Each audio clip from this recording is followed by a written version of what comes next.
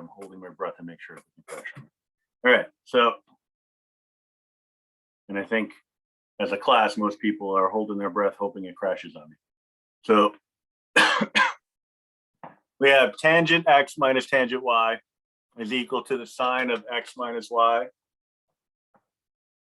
over cosine x cosine y. So in this instance, in verifying this identity, it looks like the right-hand side is a little bit more complicated than the left-hand side. So I'm going to create my impenetrable barrier.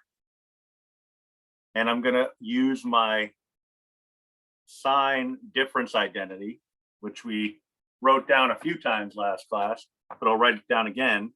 Right, so a rule, and I'm just kind of tuck it above here.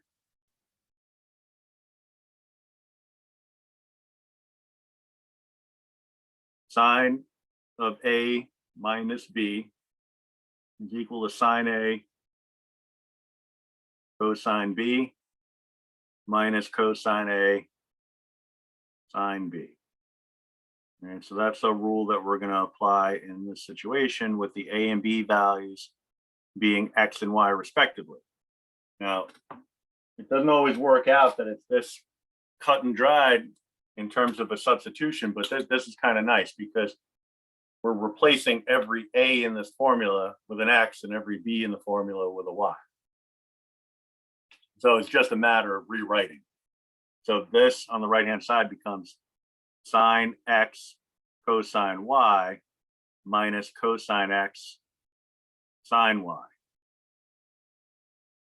Now that's all over cosine x cosine y.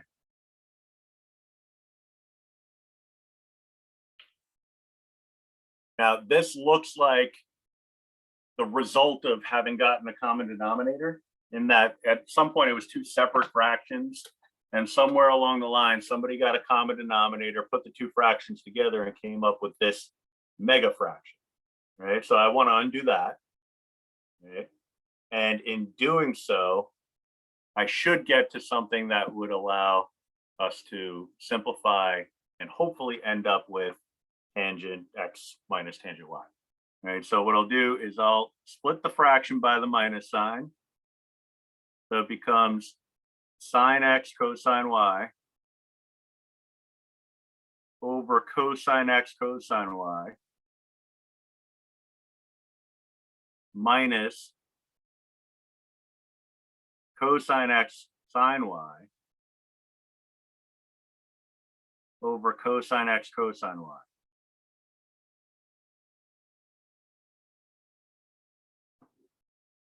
All right. So now that it's split up, I see that we have a couple of common factors. In the first fraction, I see I have a common cosine y that can be canceled. In the second fraction, I see I have a common cosine x that can be canceled, which is really nice because I'm left with a sine x over cosine x, which by definition is equal to tangent x.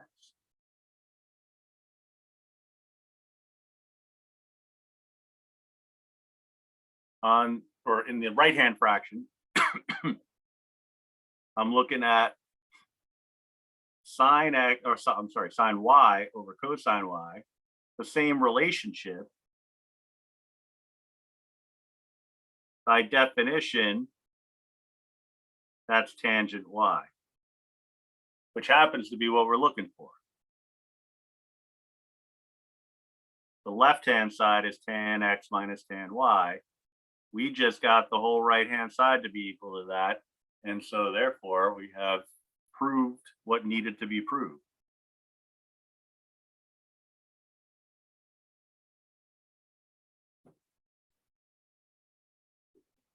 All right, so we now know that this is a true sentence, which is good news. I mean, it doesn't seem like it's good news at this point. At least the process may not bear that out, but it's actually really nice because that expression on the left-hand side was, I'm sorry, on the right-hand side was fairly complicated. To know that there's a world where that could be simplified down to something much simpler, that's pretty cool. All right. I gotta fix this. It's got messed up somehow.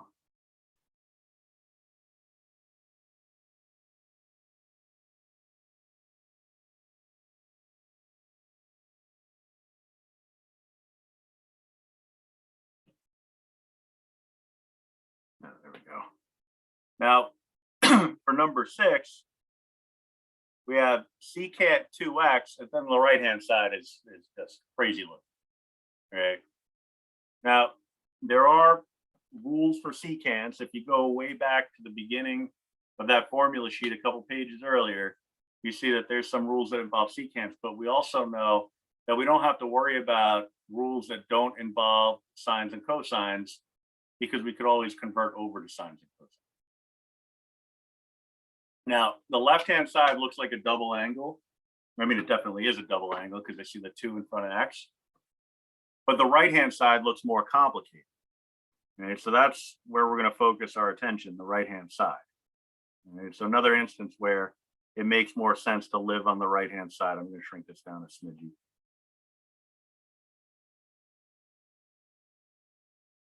Do this.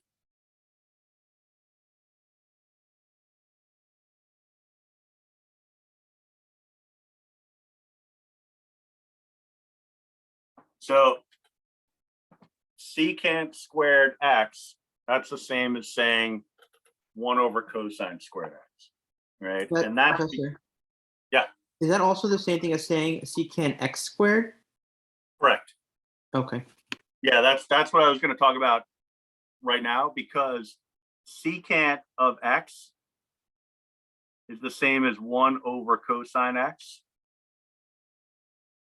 Secant squared x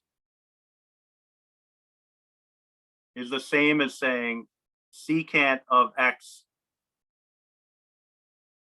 squared.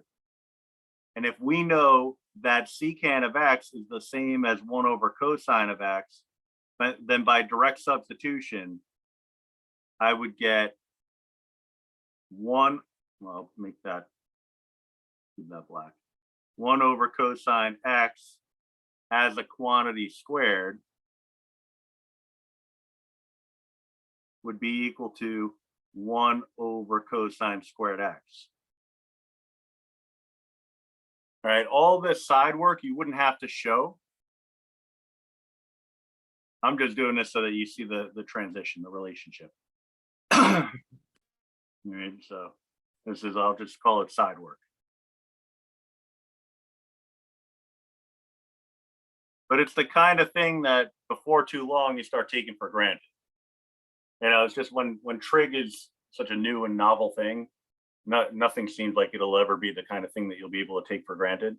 But there will come a point where you'll look at it and say, oh, secant squared, of course that's 1 over cosine squared. All right, how is there ever a point in my life where I didn't know that? Yeah, so 1 over cosine squared x can now replace every instance of secant squared x.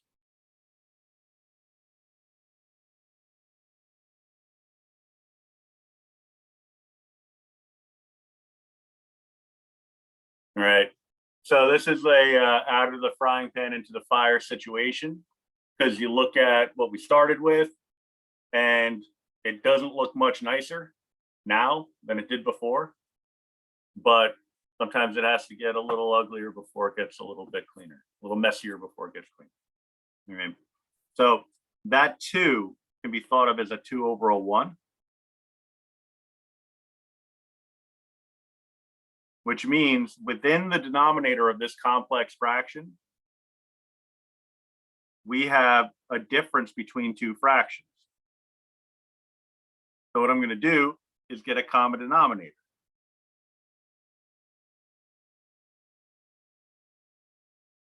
And I'll do that by multiplying the top and bottom of 2 over 1 by cosine squared x.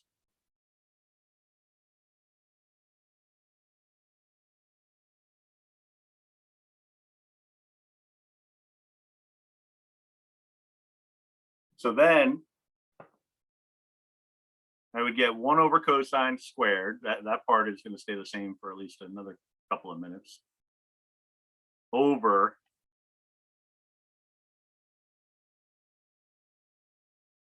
all of this stuff over cosine squared. So 2 cosine squared x minus 1 over cosine squared x. All right. Now that, again, pretty ugly until it's not, you know. So in a complex fraction, this is a nice little shortcut rule. In a complex fraction, if you have a common denominator, they cancel away. All right. So you might, if you don't know that, you might make a note of that. In a complex fraction,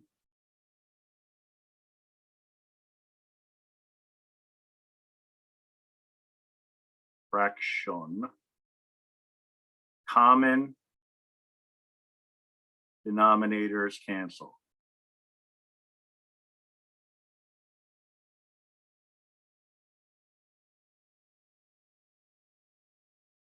All right, that's an important piece of information if you want to save yourself a little time and energy, because that allows us to wipe out these two.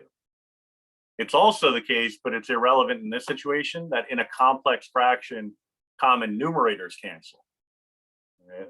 That's a fun fact of the day at this point, but you know, it might become relevant at some point.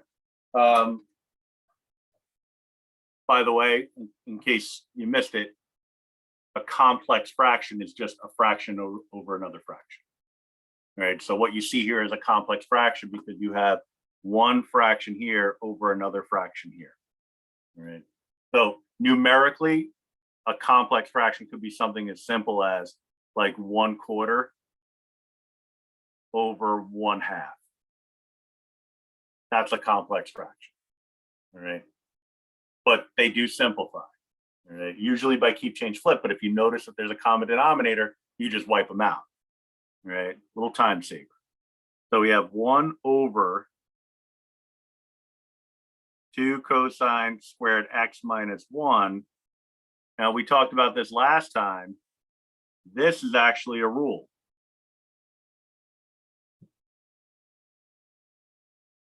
A rule in that reference sheet says that a double angle for cosine 2x, is equal to 2 cosine squared x minus 1. All right. So that allows me to make a substitution. So 1 over cosine 2x. Cosine is the reciprocal of secant. So 1 over cosine 2x is the same as secant of 2x.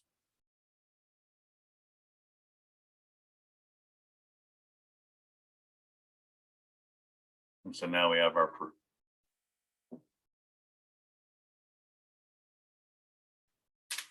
And that one called on a few more rules than some of the other situations.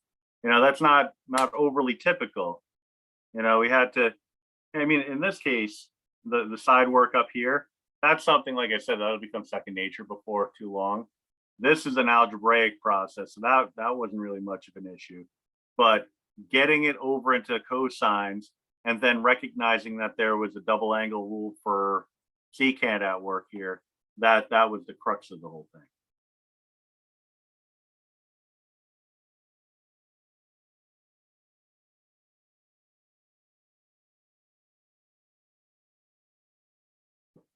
All right, so we're going to hop ahead to the next page where we talk about half angle identities a little bit more. So we talked about where the rules came from last time, but now we're going to get into applying those rules. And it's kind of interesting stuff because you'll see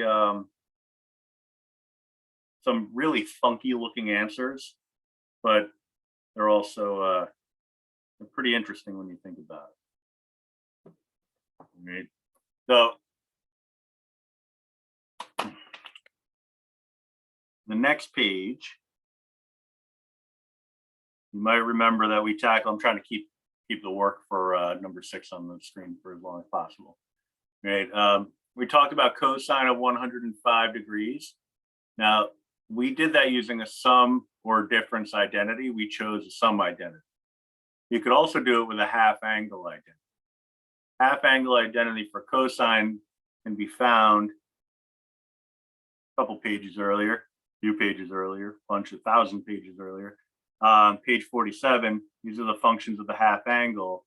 The one for cosine that's relevant, I'm going to get a little lazy here and copy it and then paste it over. But you can see structurally, the sine and cosine are pretty much the same. The only difference is one has a minus and the other has a plus. So as formulas go, being able to determine the difference between the two isn't really that difficult.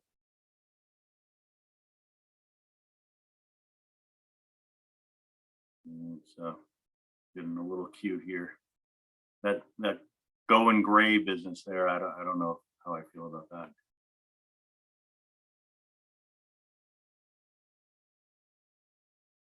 I'll just kind of, I don't know where to put this. I'll just pop it here for now, and if I got to move it, I'll move it. So cosine of 105 degrees. If we're going to use a half angle identity, we want to apply, in this case, it's cosine of 1/2 of some angle A. All right, so cosine of 1/2 of some angle A. This is the key ingredient. This needs to be equal to the cosine of 105 degrees. All right. So our first move is going to be to figure out what the A value would have to be in order to make that work. All right. Fortunately, it's a pretty simple equation to solve. If I want to know the A value that would make this a true sentence, all I'd have to do is set the 1/2 A equal to 105 and then double both sides, so multiply by 2. So I'd get A is equal to 210 degrees. All right. Once I figure that out, it's just a matter of plugging it into the formula, because I'd be looking at cosine 1/2 of 210 degrees, or 1/2 times 210 degrees, ultimately amounts to the same thing. I'd apply, you know what, let me get a little copy of this so I can do a little highlighting, I guess. Make it look kind of fun like. I'd apply this rule here. Oh, that was shaping up so good, and then it got all messed up.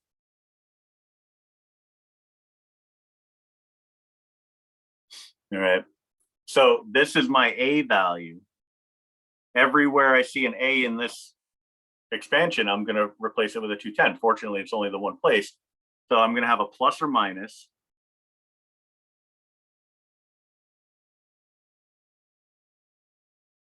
The square root of 1 plus cosine of 210 degrees over 2. That was looking all right too, but now I got to clean it up.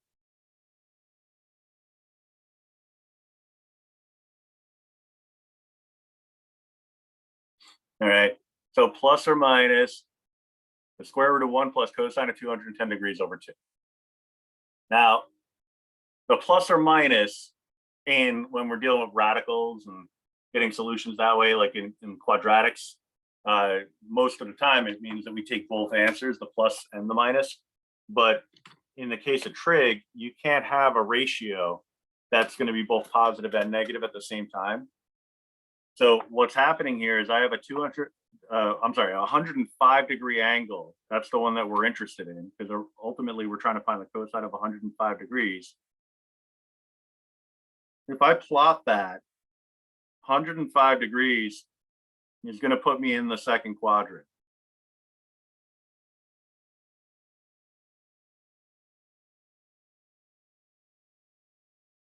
Right. So all trig functions are positive in the first quadrant, but only sine related functions are positive in the second quadrant. Right. We use ASTC to help us remember that. ASTC. A standing for all. I'll kind of chuck it in there. Do it in a different color. All. That looks like A11. I got to clean that up in a second.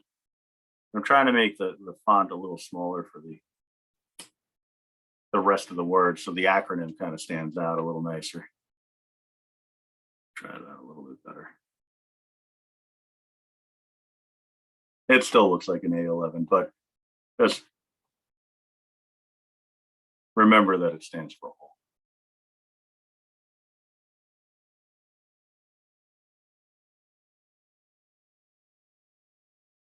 All right, all trig functions are positive in the first quadrant. Only sine-related trig functions are positive in the second quadrant. So sine and cosecant, right? Because that's the reciprocal of sine. Only tangent-related functions are positive in the third quadrant, and only cosine-related functions are positive in the fourth quadrant, right?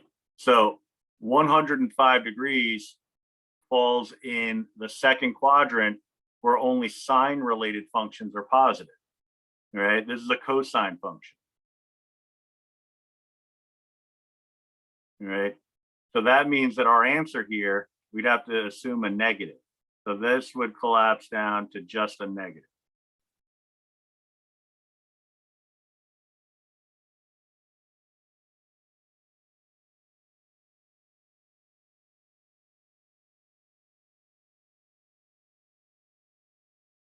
Now, cosine of 210 degrees, that's a unit circle measure. So for that, all I'd have to do, that one will be easy enough. I'm going to scroll down real quick and then come back. 210 degrees right here. Remember, the x value for the coordinate represents the cosine at that angle. The y value represents the sine. So at 210 degrees, I'm looking at an x value of negative the square root of 3/2. All right, so I'm going to pull that value and pop that in here in place of the cosine of 210. So negative square root of 3/2. So that ratio, you really can't simplify it too much. That ratio is going to be our answer, right? Because there are, even though there are ways to get a radical out of a radical, it's called denesting a radical, because these are what are called nested radicals, a radical within a radical. It doesn't really do much in terms of advancing the plot, because by getting this into a simplified form, all we would come up with is this answer. Right, but the idea is that this might be a more efficient way of doing it, right? Because it's quicker, right? But you could also verify by typing in negative square root, pop in the radical 1. It's plus minus, so minus radical 3/2 over 2 again. You get that ratio. And we know that we're looking ultimately for the cosine of 105 degrees. We just got to make sure that we're in degree mode. Right, so hit the little wrench, tap on degrees, and they're equivalent. So we know we have the answer.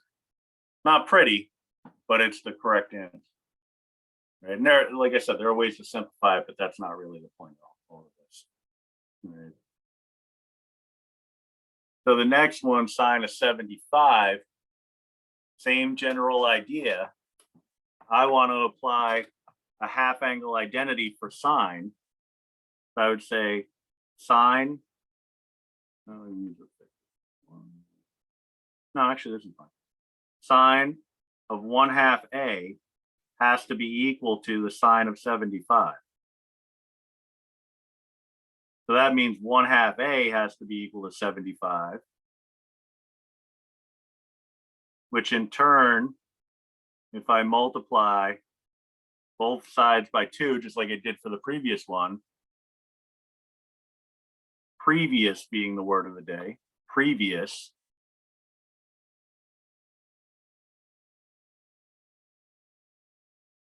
you get 105. I'm sorry, 150 degrees. And I was thinking of the last one. So, or the previous problem. Being 100, what the previous one was 105 degrees. This one is 150 degrees. All right. So applying my rule here, or the appropriate rule, I would be looking at the first one, the half angle identity for sine. Ah, that hopped around on me. Fix that bad boy. All right. So now we're looking at the sine of 1/2 times 150 degrees. That's going to be equal to plus or minus the square root of 1 minus cosine of 150 over 2.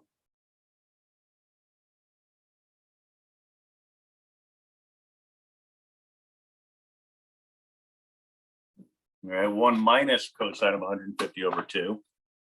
And then go to our unit circle, look at 150 degrees. I don't want to scroll back and forth again, but go to the unit circle at 150 degrees, you'll see an x value. That x value is going to be the square root of 3 over 2, negative square root of 3 over 2. Now we do have to address whether or not the whole radical is going to be positive or negative. And so for that, we go back to this idea of ASTC. I'm going to pull this down here. Let me get rid of this. So the original angle was 75 degrees. So 75 degrees would plot somewhere here in the first quadrant.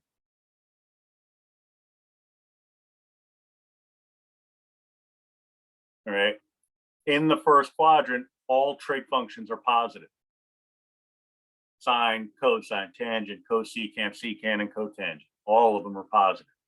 So this would get pared down to just a positive possibility. All right. So what I'd be looking at here is a final answer of 1 plus the square root of 3 over 2 over another 2. And again, same deal as before. Type in the sine of 75. Type in your nested radical.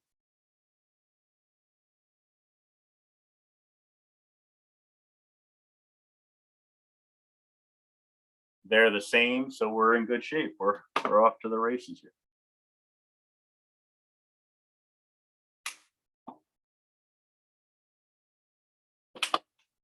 And so the last one is tangent.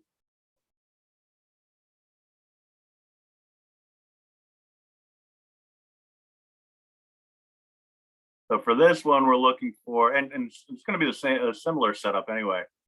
This one is tangent of 165 degrees. So tangent 165. Oh, I'll be consistent with the way I've been writing it. Tangent of 1/2 of some angle A is equal to the tangent of 165, which means that 1/2 A is the same as 165. So I can say, after I multiply both sides by 2, I can say that A is equal to 330 degrees.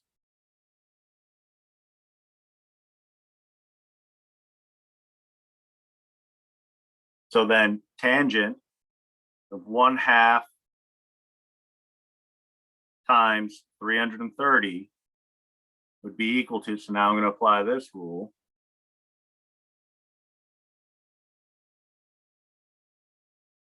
Plus or minus the square root, lost my square root there, square root of 1 minus cosine of 330 over 1 plus the cosine of 330.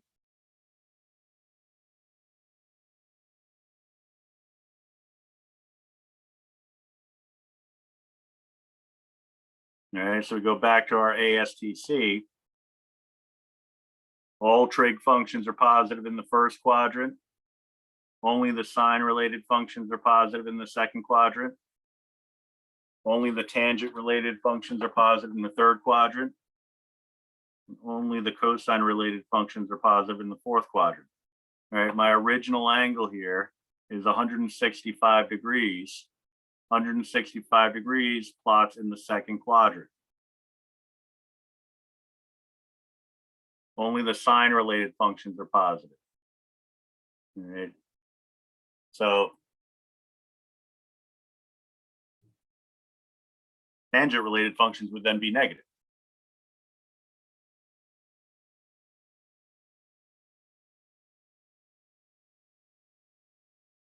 So I'm looking at negative the square root of 1 minus cosine of 330. That's the x value in the unit circle at 330 degrees, which is a positive square root of 3 over 2.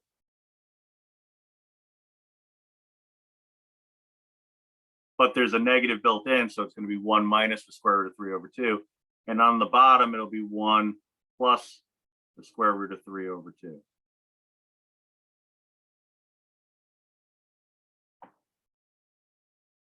All right, so quick double check. You put one radical over the whole fraction if you want to, but I would be typing in tangent of 165. Calculators in degree mode, so we're good to go there. Negative fraction, radical, 1 minus another fraction with another radical, 3 on top, 2 on bottom, radical, 1 plus fraction with another radical, 3 on top, 2 on bottom, same decimal. So we're in good shape. All right. Now, ugly answer, but not asking you to simplify, so not that bad. You can get a radical within a radical. You can get radicals in the bottom of a fraction. There's so many different possibilities. Right? There's no rule that says you can't. Right? So don't let anybody tell you that. Right? So that sets us up nicely, I believe, anyway, for something called inverse trig functions. And inverse trig functions is going to lead us into solving trig equations. Right, so we're kind of bridging our way from topic to topic here, but eventually getting to the good stuff, if you will. All right. So inverse trig functions, I mean, we talked about inverses earlier in the course. It's really, I mean, if you think back to the idea of finding an inverse, and it was a while ago, so it might be something that's difficult to think back on. What we would do is we would switch the x value with the y value and then solve for y in terms of the new x, right? But before we do that, what I'm going to do is I'm just going to create a quick graph. I'm going to get rid of all this stuff. I'm going to create a quick graph of the cosine function, all right? Cosine between 0 and 2 pi, right? We can do that on Desmos. Y equals cosine of x going from, and so this domain here, that's the same as saying x is between 0 and 2 pi. So that's what I'm going to type into my restriction here.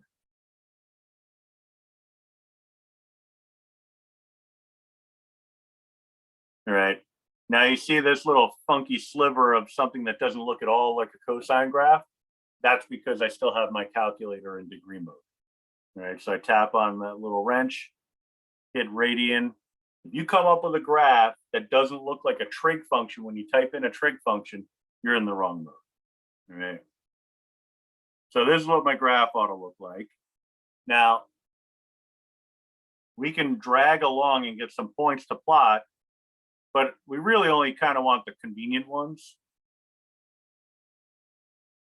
You know, the mins and the maxes, you know, all these guys. These are the nice ones. All right. So I just have to establish a scale on the y-axis, unless I want to just let one box equal 1 unit. That's perfectly fine too. All right, but in terms of the x-axis, it's already established for me. If I'm going out to 2 pi, they said pi is 4 units, and this should be a tick mark rather than a point. 1, 2, 3, 4. So that's a typo if anybody needs it. Here's 2 pi. I'll call this 1. I like to give myself a little wiggle room. And this -1. So we're starting off at 0, 1, plotting a point. We're going to pi over 2. Well, pi over 2 would be halfway between 0 and pi. So here's pi over 2. I'd plot a point there on the x-axis. Then at pi, I'm going to plot a point at -1. Then 3 pi over 2, which is halfway between pi and 2 pi. I'm going to plot a point. And then at 2 pi, I'm going to plot a point at the maximum value of 1, even though it doesn't show up on the Desmos graph. When you drag along all the points, you get to 6.28, which is the Desmos way of saying 2 pi, and a y value corresponding with a 1, right? So this is what my curve would be. And that's the y equals cosine of x, right? That's stuff that we've done before, but it's going to help us understand what the inverse cosine is.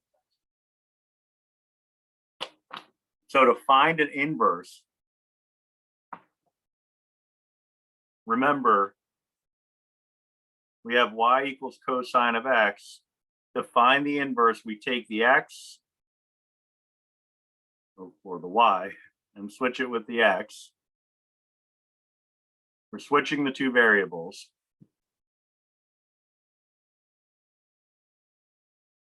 And then we solve for y.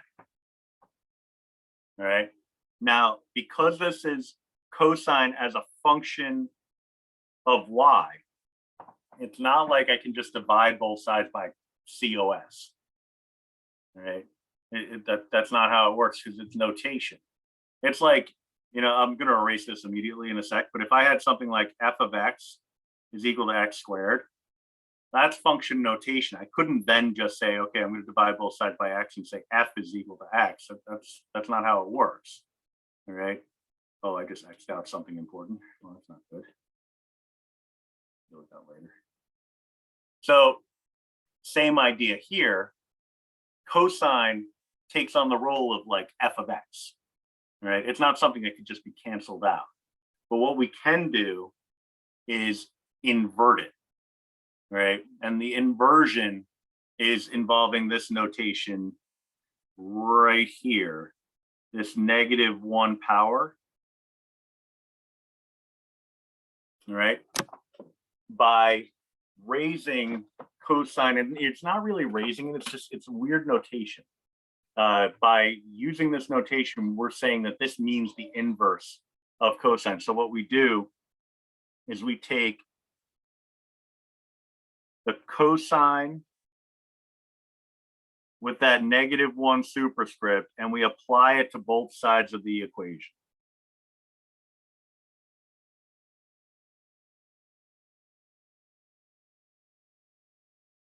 On the left-hand side, there's nothing you can do there. That just becomes this cosine with the superscript of -1 of x. But on the right-hand side, the inverse would cancel with the original function, leaving you with just the y.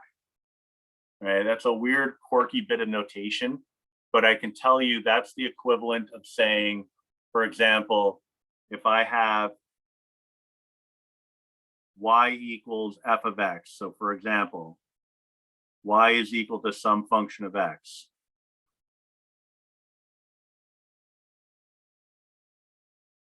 And I switch the variables. I would say x is equal to some function of y. I would then want to solve for y, but what would I do? Like it's not like I could divide by f like I was saying before. So the only thing I could do is say, all right, I'm going to create some new function that I'm going to call the inverse function. And I'm going to apply that to both sides. So I'm going to take the inverse function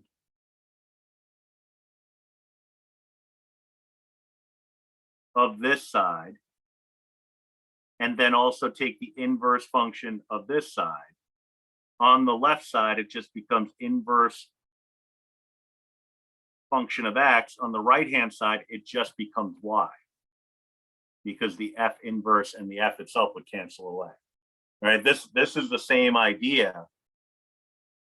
It's just a really notation-heavy way of explaining it, and not easily understood. Actually, I didn't want to copy, I just wanted to resize. But that's the gist of it, right? What a lot of people just do is they kind of look at this and say, all right, that sounds great. What you're saying is the inverse of the cosine function is just the inverse of the cosine function, right? Just with some new notation that means inverse of the cosine function, right? So that's really all that's happening here. It's like we created a new thing that means a new form of notation that means inverse of cosine, right? But it's not really so much about what the notation represents as it is how it manifests itself graphically. Now, I also put a little notation here. Inverse cosine, cosine with that little superscript of -1, is the same thing notation-wise as what we call the arc cosine.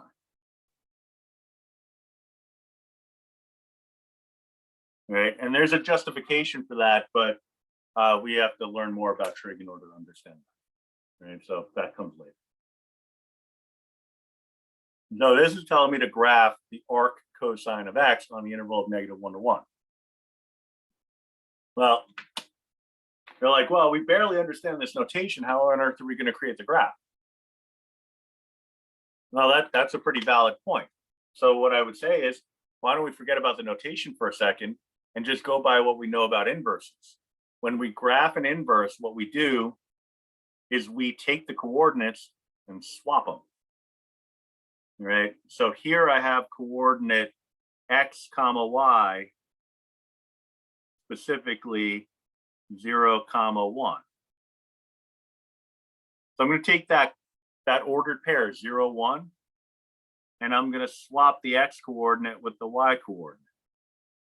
So that's going to give me a new coordinate 1, 0. I'm just going to make a little note of it over here. All right. I have another coordinate over here. This one was pi over 2, 0. Right, it's still up on the Desmos screen. I'm going to flip the x and the y. That's going to give me 0, pi over 2. I add a pi, -1. Same deal. Reverse the two coordinates. That was this point here, pi, -1. Now becomes -1, pi. 3 pi over 2, 0. Flip them around. Becomes 0, 3 pi over 2. And then the last one, which was 2 pi, 1, would now become 1, 2 pi. All right. So now I'd be looking to plot these based off of a reasonable scale. So x against y, the x values are now bouncing back and forth between 1 and -1. So I'll put a 1, I'll go 3, well, I did 2 units before, I'll do 2 units again. So I'll put a 1, the 1 goes here, the -1 will go here. I'm going every 2 units is equal to 1 unit. Every 2 boxes is equal to 1 unit. All right. It looks like we're still doing that whole going out to 2 pi, but this time in terms of y. So here's pi. This would be pi over 2. Up here would be 3 pi over 2. And for a reason that will become clear in a minute, 2 pi is off the page, off the grid, I mean. But let's see. Let's see why that's the case. At 1, 0, I have a point, I'd plot. All right. At 0 pi over 2, I have a point, I would plot. -1, comma pi over 2, I have a point. I start connecting. Now, the next point would be 0, 3 pi over 2. Let's say I plot that point and then I try to connect it. The minute I leave this point over here, right, that would be this point over here. The minute I leave this location, I have a problem. All right. The minute I come out of there, I have a problem. And the problem is that this is not a function anymore. All right. I can't go beyond this point because if I do, then I would fail the vertical line test. So what I would have to do is stop my graph at this location, not including that additional point at 3 pi over 2, which means this point is irrelevant, this point is irrelevant. Actually, anything beyond -1 comma pi would be irrelevant, right? So that's because even though there are points that would technically exist as part of the inverse, it wouldn't be a function anymore. Now, if I type in y equals, go to function, there's an inverse cosine function option here of x, I don't even have to put a domain and it'll restrict it for me, right? Because Desmos knows what the restriction is. It has to be a function, all right? 1, 0, we have a point here at 0 pi over 2, just like I have on the graph. And then I have a point here at -1 pi, but nothing beyond that, right? So what that gives me is a set of domain restrictions. Well, actually, in this case, it's a set of range restrictions for the arc cosine function. It only exists between 0 and pi. Right. By the same token, you have the same relationship that exists for sine and arc sine. All right. So I'm just going to kind of give you the short version on that one. So sine of x over the interval of 0 to 2 pi. Plot some points. All right. This one's saying to only do it actually from -pi to pi, so I could actually restrict my domain further. So we end up with a graph that looks like this. -pi would be 4 units to the left. 1, 2, 3, 4. So at -pi over 2, I'm going to be at a minimum. I'll put -1 down here. And I'll put +1 up here. Here's pi over 2. So we're on the axis at -pi. We're at a minimum at -pi over 2.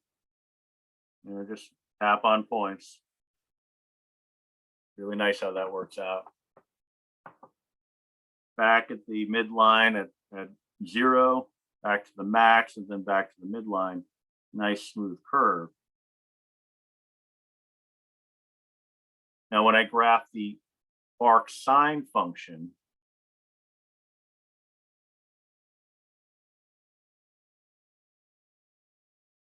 I'm only getting a piece of the graph, right? So the arc sine function goes from -1, comma, -pi over 2 to +1, comma, +pi over 2. So I could put a 1 here, a -1 here. I'd have a point here. Since pi over 2 is 3 units up, -pi over 2 would be 3 units down. I get a point here, and then I have one going right through the origin.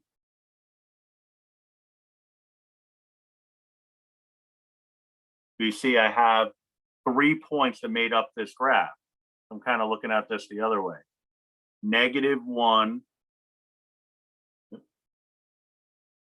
comma, negative pi over 2. That corresponds with negative pi over 2, comma, negative 1. That's this point right here. We had 0, 0, which becomes 0, 0. That one needs no introduction. You swap a 0 with a 0, you're still going to get a 0 with a 0. And then the last one was 1 comma pi over 2, which put us at this location, which corresponds with pi over 2 comma 1. So it's really only this piece of the sine wave that gets reversed or inverted, as it is known as. All right. Whereas for the cosine wave, it was only this part that got inverted. Right? That first piece before it started increasing again. Oh, that's not what I wanted to do.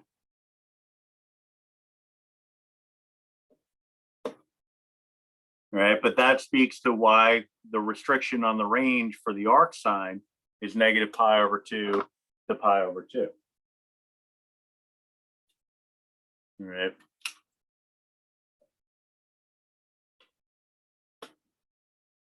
So the next one is actually the problem that I want you to copy down and submit on Blackboard. It should be there again in the Unit 3 folder.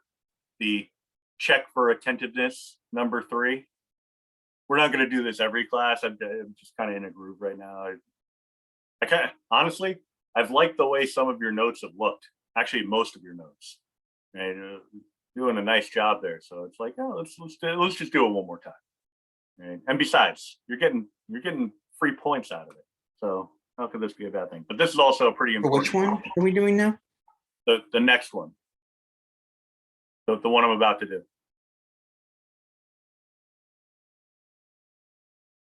All right. Lost my train of thought.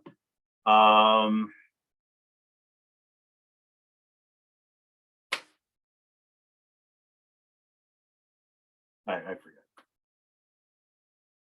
All right. Anyway, so in number 1 here, it says evaluate arc sine of -1. All right.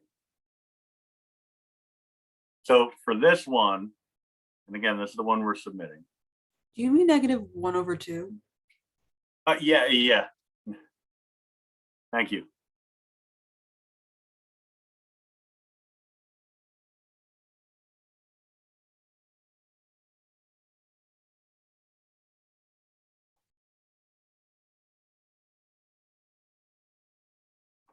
All right, so the arc sine of -1/2,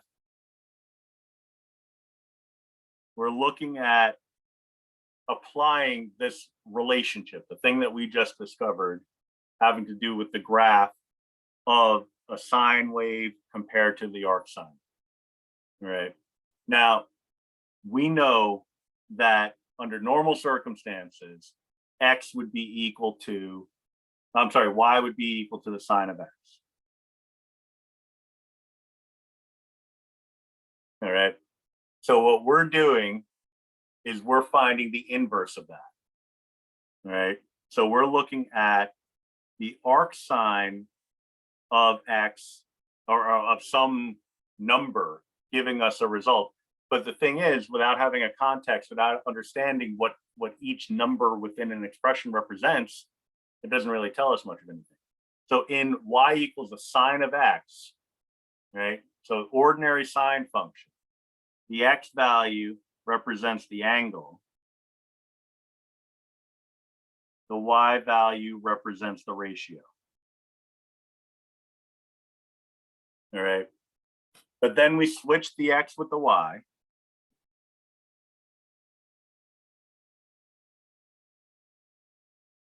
And we invert so that we end up with the inverse sine of x is equal to y. All right, we switch the x with the y, and then we took the inverse sine of both sides. So now we have this new equation, but every role in that equation has now been reversed. All right, we're kind of in the mirror universe. All right, so what we have now is the x value being the ratio and the y value being the angle. All right. So this is now the ratio, and this is now the angle.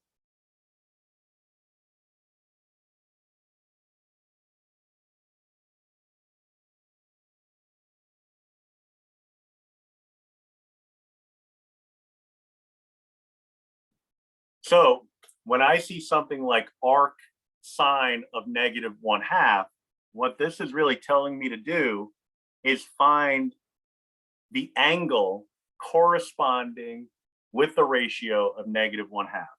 So this is the same as saying find the ratio, I'm sorry, find the angle corresponding with the ratio of -1/2 in the unit circle.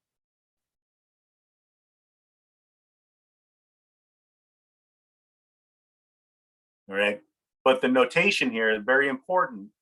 Arc sine only exists between -π/2 and π/2. All right, that was that domain restriction that I talked about earlier.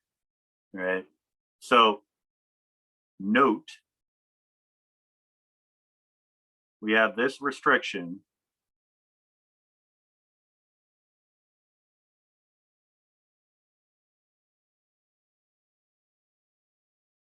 so I have to adhere to that.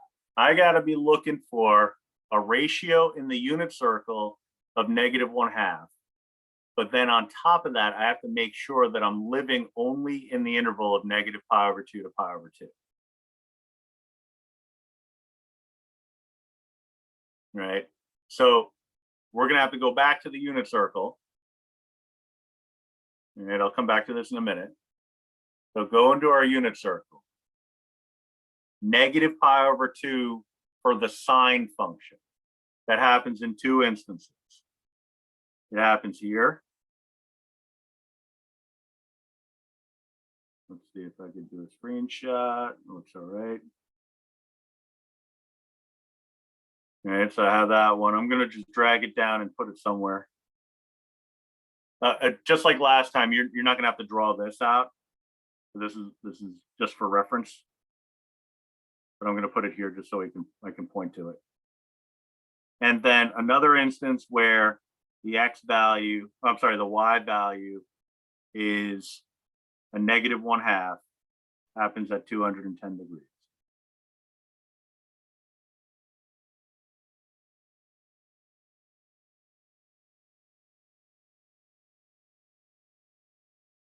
All right, so these are two instances. Oh, well, that's something. I didn't even know I could do that. Oh, okay, I can do that. I'll get rid of this one then. Yeah, you definitely don't have to copy this one. I mean, this unit circle anyway, but I can at least point to it. All right, so -π/2 happens at 210 degrees. I'm sorry, not -π/2. -1/2 happens at 210 degrees. It also happens at 330 degrees. All right, so I would report those two angles. However, my domain, or in this case, my range restriction, tells me that I can only be in between -π/2 and π/2. So if I go back to my unit circle, -π/2 would be π/2 radians in the negative direction. All right. So that puts me right here. π/2 would be same movement, but in the positive direction. That puts me at this location. So for the, well, I guess that's fine. So for the arc sine function, I can only look at angles on this side. So just this side. This is all I can work with. All right. Nothing else is relevant. So what that does is it knocks this angle out of the mix. Now I'm only looking at the 330 degrees, 11 pi over 6 location, right? But 11 pi over 6 does not fall in between the two numbers of negative pi over 2 and pi over 2, because in decimal form, negative pi over 2 is that. Pi over 2 is that. 11 pi over 6 is that. That's not in between negative 1.57 and 1.57, right? That's outside the bounds.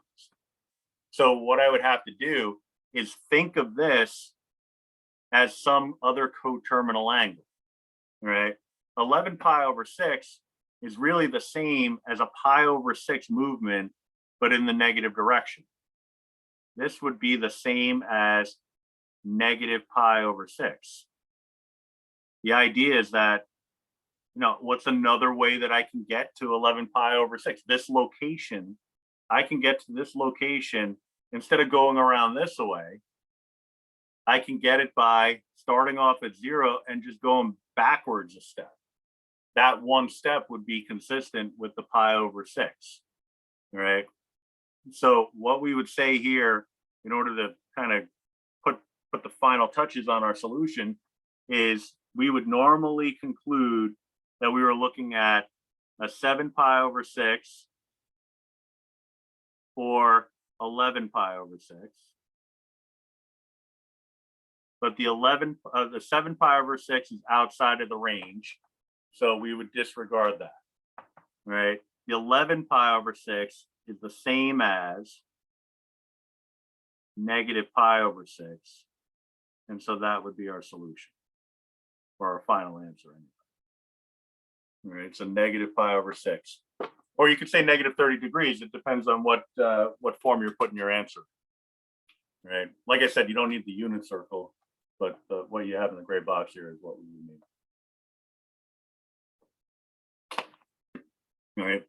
Now, you could also verify and even get the answer using Desmos, because I don't want to leave you in a position where you're like, okay, well, I guess I'm just going to fail math for the rest of my life because I don't understand this unit circle.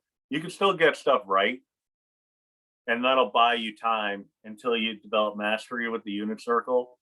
And the little trick on that is, if you know that every one of these answers has a pi over 6 as part of it, then what you could do is pop in, this works for TI calculators and also Desmos. It really does, any calculator really. You type in the original expression. You just got to know that inverse sine and arc sine mean the same thing. But negative 1/2, I want to be in radian mode. So I got this disgusting decimal, all right? I know that this decimal is some value multiplied by pi. So what I can do is divide it by pi, convert that over to fraction form, and just slap a pi on that, all right? So if you look at the next one, what you could say is I have the inverse cosine of negative radical 2 over 2. You know that that's got to be some multiple of pi. So divide out the pi. Most people recognize that as 3/4, but I'm going to throw it into fraction form anyway. 3 over 4, slap a pi on it, and you have the answer, right? But you want to try to be able to do this using unit circle relationships, right? The other problems here all say to do it using a calculator, and that's because sometimes you end up with decimal answers, and there's nothing you could do about it. So This one was nice and easy, 3 pi over 4. This one, arc tangent, I'm just going to type that in as inverse tangent of negative 0.3. You know, I could try to divide out a pi. It doesn't give me a recognizable value, so I'm just going to go with this and round appropriately. So 3 decimal places is usually sufficient, but just go by whatever the instructions are on an assessment. The negative 0.291. Arc cosecant. The TI calculators don't have arc co-function. Oh, I'm sorry, arc reciprocal functions stored into them as things that you can do. So there's other ways to handle that. So I'll tell you what the equivalent form is, just so you know, because I don't want you to be in a calc class and be like, I don't know how to do this on a TI. So you could type this in onto Desmos as you see it. That's nice. And, you know, maybe you'll get lucky in next semester. You'll have a Desmos teacher.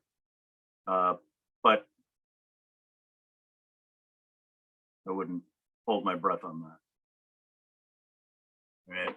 So negative 0.430 is what it would round to. Now, the conversion here is what we would do is take the reciprocal of this. Reciprocal of cosecant is sine.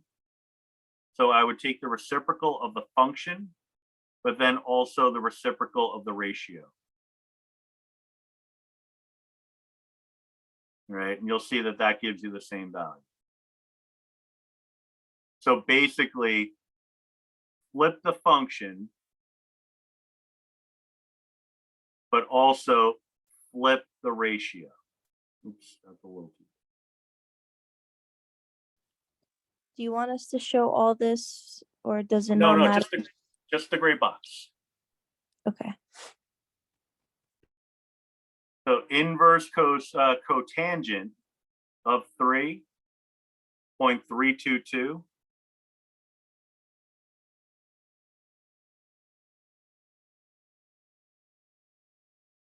But if you needed to do a conversion, you would find the reciprocal of cotangent, which is tangent. So inverse tangent.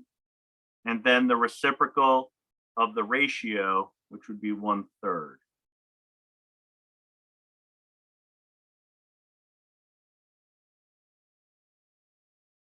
And so you can verify that pretty easily.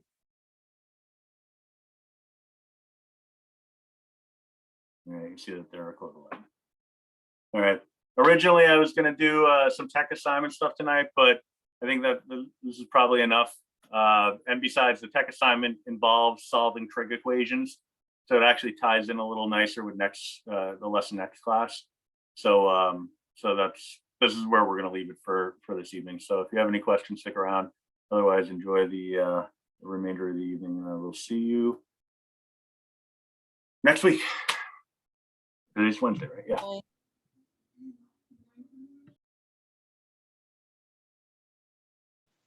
Thank you, Professor. Have a good night now. You're welcome. Take it easy. Professor.